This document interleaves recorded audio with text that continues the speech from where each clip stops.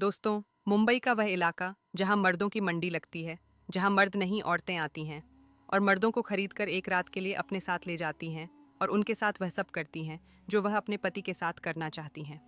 उनकी जो भी इच्छाएं और कल्पनाएं होती हैं उन्हें पूरा करने के लिए वहां से एक रात के लिए लड़के खरीदती हैं और उनसे वह सारी इच्छाएं पूरी करवाती हैं जो उनके पति पूरी नहीं कर पाते। मैं बात कर रही हूँ 10 फरवरी 2025 की मुंबई के दादर के उस इलाके की जहाँ पर मर्दों की मंडी सजी हुई है, जहाँ पर वह लड़के घूमते हैं जो इस तरह का काम करते थे। एक कार बहुत तेज़ी से आती है और वहाँ खड़े एक लड़के के पास रुकती है और एक महिला का हाथ बाहर निकलता है और एक लड़के की तरफ इशारा करती है। वह लड़के को बुलाती है। जब वह वहाँ पहुँचता है तो उससे उसका नाम पूछा जाता है। वह अपना नाम अभिषेक बताता है। स्वाभाविक है कि नाम फर्जी होगा। उसने उससे पूछती है, आपका रेट क्या है, एक रात का कितना लोगे? इस पर लड़का कहता है, मैडम मुझे 2000 लेना है। तो वह कहती है 2000 बहुत ज़्यादा है। तभी लड़का अपने गले में लटके रुमाल की तरफ इशारा करता है और दिखाते हुए वह कहता है, मैडम जी देखिए मेरा क्या मतलब है। लड़के की जितनी ज़्यादा मांग होती है उसकी कीमत उतनी ज़्यादा होती है और अभिषेक के गले में जो बहुत लंबा रुमाल था उसका मतलब था कि उसकी एक कीमत भी ज़्यादा थी और उसकी मांग भी ज़्यादा थी। एक महिला है, बाजार में डील फाइनल हो जाती है। अभिषेक भी राज़ी हो जाता है और उसके बाद वह महिला के साथ उस महंगी इंपोर्टेड कार में बैठ जाता है और उसके बाद कार एक बंगले के अंदर घुस जाती है और गेट बंद हो जाता है। महिला बहुत ही खूबसूरत होती है। उसकी उम्र 35 से 40 साल की रही होगी और इतना ही जो कि वह बहुत खूबसूरत थी और इस समय बहुत कम कपड़े पहने हुए थी और वह पूरी तरह से नशे में थी। जैसे ही अभिषेक वहां जाता है वह उसे अपने पास खींच लेती है और वह भूखी शेरनी की तरह उस पर टूट पड़ती है और उसके बाद अभिषेक उसे अपनी सेवा देना शुरू कर देता है। रात भर रुक रुक कर वह महिला उससे अभिषेक के दिए हुए पैसे वसूलने लगती है। सुबह होती है तो अभिषेक उठ जाता है और जाने की तैयारी करने लगता है। तभी वह महिला उठती है और अभिषेक के हाथ में 2000 रख देती है। अभिषेक यह देखकर चौंक जाता है और कहता है, मैडम हमारा सौदा 1000 में तय हुआ था, तो आप ये 2000 क्यों दे रही हैं? महिला मुस्कुराती है और अपना नाम अभिषेक को पायल बताती है और कहती है, मैं पूरी तरह होश में हूँ। मुझे पता है कि बात 2000 की हुई थी, लेकिन जो सेवा आपने मुझे दी है और जो संतुष्टि आपने मुझे आज दी है, ऐसी खुशी मुझे अपने 40 साल के जीवन में कभी नहीं मिली। इसीलिए मैं आपको 1000 ज़्यादा देकर खुश हूँ। अब अभिषेक खुश हो जाता है और जब वह वहाँ से जाने लगता है तो पायल अभिषेक से उसका पर्सनल नंबर मांगती है और कहती है कि अब से तुम कहीं बाहर नहीं जाओगे, तुम सिर्फ और सिर्फ मेरी सेवा करोगे और मैं इसके लिए तुम्हें 4 लाख महीना दूंगी। यह सुनकर अभिषेक की आंखों में आंसू आ गए। उसके विचारों की कोई पायल नहीं रही। ऐसी भी कोई महिला हो सकती है जो सिर्फ उसकी सेवा ले सकती है। वैसे तो वह औरत इतनी अमीर थी कि उसके लिए 4 लाख कोई बड़ी बात नहीं थी, लेकिन जब अभिषेक उससे पूछता है, मैडम आपके पति आपके परिवार वाले उनको कोई आपत्ति तो नहीं होगी?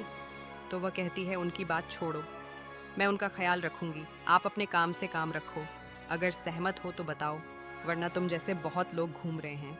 अभिषेक इतनी अच्छी कमाई का मौका कैसे अपने हाथ जाने दे सकता था? तुरंत हाँ कर देता है। इस कहानी में कुछ ऐसा ही होता है दोस्तों। कहानी कुछ इस तरह से मोड़ लेती है जिससे किसी ने कल्पना भी नहीं की थी। दोस्तों कहानी के अंत तक बने रहें। नमस्कार दोस्तों, ऋचा दस्तक वॉइस में आपका बहुत स्वागत है। अभिषेक ने अपने 2 दोस्तों से मिलता है, बढ़िया पार्टी देता है, शराब पिलाता है और जब उससे पूछता है तो बताता है कि उसने पायल को पूरे 8 महीने के लिए बुक कर लिया है। यह सुनकर दोनों हैरान हो गए। अभिषेक हर रोज रात को 10 बजे से 11 बजे के बीच में वहां पर पहुंच जाता था। 5वें दिन जब अभिषेक पहुंचता है तो महिला पूरी तरह से नशे में होती है और जब दोनों प्रोग्राम शुरू करने वाले होते हैं तो अभिषेक पूरी तरह से मेज तैयार हो चुका था। तभी एक आदमी कमरे में दाखिल होता है और वह आदमी और कोई नहीं पायल का पति है, जिसका नाम सोहन था। जैसे ही सोहन को वहां देखता है अभिषेक को शक हो जाता है। वह खुद को कपड़ों से ढकने लगता है। इस पर पायल जोर जोर से हंसने लगती है और वह अभिषेक से कहती है, कोई बात नहीं, मस्त रहो, चिंता करने की कोई ज़रूरत नहीं है। ये मेरे पति सोहन हैं और आज वह भी हमारे साथ जुड़ेंगे। वह कुछ नहीं करेंगे, बस बैठकर मूवी देखेंगे। तुम लगे रहो, तुम जिस काम के लिए आए हो उसे करते रहो। ये भी मत सोचना कि सोहन यहाँ बैठा है। अभिषेक थोड़ा उदास महसूस कर रहा था, या ऐसी घटना या ऐसा मामला उसके सामने पहली बार आया था। उसने आज तक कई महिलाएं सेवाएं दी थीं, लेकिन उसके साथ ऐसा कभी नहीं हुआ था और फिर भी अभिषेक खुद को सहेजने की कोशिश करता है और अपना काम करने लगता है। पायल भी अभिषेक के साथ पूरी तरह से जुड़ जाती है और सोहन जो बैठा हुआ है वह बैठकर शराब की चुस्कियां लेता रहता है और उन दोनों को देखता है। थोड़ी देर बाद वह भी उत्तेजित हो जाता है और फिर अपने हाथों से खुद को संतुष्ट करने लगता है। तब अभिषेक सोचता है कि यह कितना अजीब किस्म का इंसान था कि उसने अपनी बीवी को किसी दूसरे मर्द के साथ संबंध बनाने दिया और यहाँ अपने हाथों से खुद को संतुष्ट कर रहा है। रात ऐसे ही गुजरती है। फिर एक दिन जब मामला गंभीर हो जाता है, पुलिस को इस बारे में जानकारी मिलती है। पुलिस पायल को पूछने आती है और उसकी जिंदगी की हकीकत खुलकर सामने आती है। वह बताती है कि उसका पति एक हादसे में मारा गया था, लेकिन वास्तव में उसकी कहानी उससे कहीं ज्यादा जटिल थी। पुलिस की जांच आगे बढ़ती है। वह पायल और सोहन की असली कहानी को उधेड़ने लगती है, जहां उनके अय्याशी और धोखाधड़ी के मकसद की गहराई समझ में आती है। पुलिस दोनों को हिरासत में ले लेती है और मुंबई थाने लाई जाती है। जब पुलिस वहां आकर अपने तरीके से उनका हालचाल पूछती है, तो कहानी कुछ इस प्रकार सामने आती है कि पायल और सोहन पूरे अय्याश किस्म के लोग थे। इनकी आमदनी से ज़्यादा इनके दिलचस्प शौक थे और जब तक कारोबार ठीक चला तब तक सब ठीक था। लेकिन जैसे ही कारोबार में घाटा होता है, उनकी योजना शुरू होती है। इनकी योजना थी कि सोहन की जगह किसी और को मार दिया जाए और सोहन को मृत घोषित करके 15 करोड़ की LIC पॉलिसी का लाभ उठाया जाए। अभिषेक जिस दिन ट्रैप हुआ वह वही दिन था जब इन लोगों ने अपने प्लान को अमल में लाया। धीरे धीरे सब सच सामने आने लगता है। पुलिस को पायल और सोहन के खिलाफ सुसंगत धाराओं के तहत मामला दर्ज करना पड़ता है।